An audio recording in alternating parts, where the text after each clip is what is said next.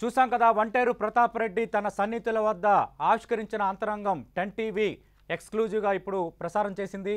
చాలా స్పష్టంగా ఆయన చెప్పారు, కాంగ్రెస్ పార్టీలో భవిష్యత్తు లేదు, కాంగ్రెస్ పార్టీలో సీసాలతో కొట్టుకుంటున్నారంటూ కొన్ని వ్యాఖ్యలు చేశారు. అదే సందర్భంలో మొన్నటి ఎన్నికల్లో కాంగ్రెస్ పార్టీ సహకరించలేదన్నారు.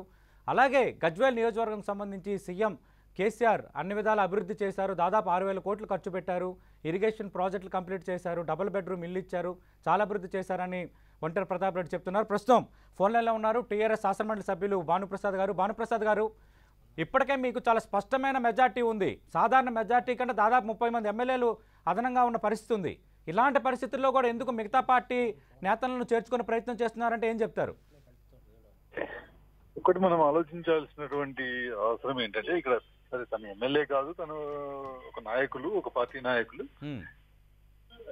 డిఫరెంట్ పార్టీల్లో వర్క్ చేసేటువంటి నాయకులకి ఆ పార్టీ విధానాల పట్ల గానీ, లేకపోతే ఆ పార్టీ వ్యవహరిస్తున్నటువంటి తీరు పట్ల గానీ నమ్మకం, విశ్వాసం ఉంటే ఆ పార్టీలో పనిచేస్తారు.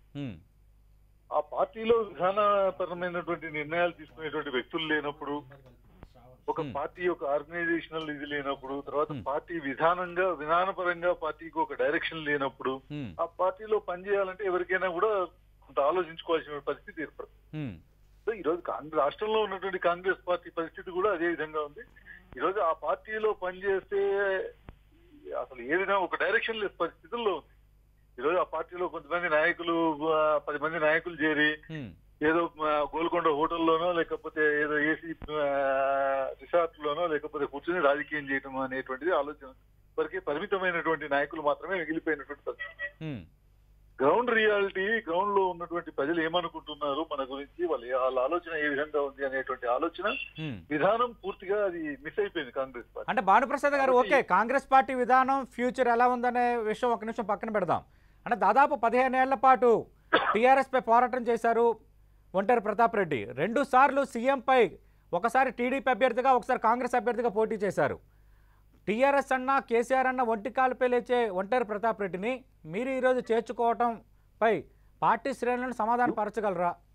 మా పార్టీలోకి అనేక మంది ఈ రోజు వాళ్ళ విధానాలు మార్చుకుని, మీ విధానాలే సరైనవి, ఈ రోజు మేము మీ విధానాల పట్ల ఆకర్షితులమైనమో, లేకపోతే మీ విధానంలో పనిచేయడానికి మేము సిద్ధంగా ఉన్నామని ముందుకు వచ్చినప్పుడు డెఫినెట్ గా మేము కూడా వాళ్ళలో నుంచి, అటువంటి వాళ్ళ నుంచి సెలెక్టివ్ గా తీసుకునే ప్రయత్నం చేస్తాము.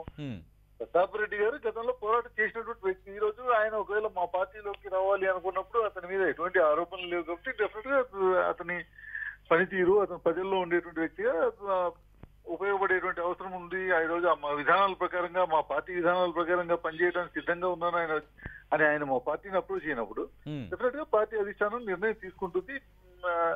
పార్టీ అధిష్టానం తీసుకునే నిర్ణయం ప్రకారంగానే ముందుకు పోయేటువంటి అవకాశం ఉంటుంది. రైట్ భానుప్రసాద్ గారు, ఒక్క నిమిషం మీరు లైన్లో ఉండండి. ప్రస్తుతం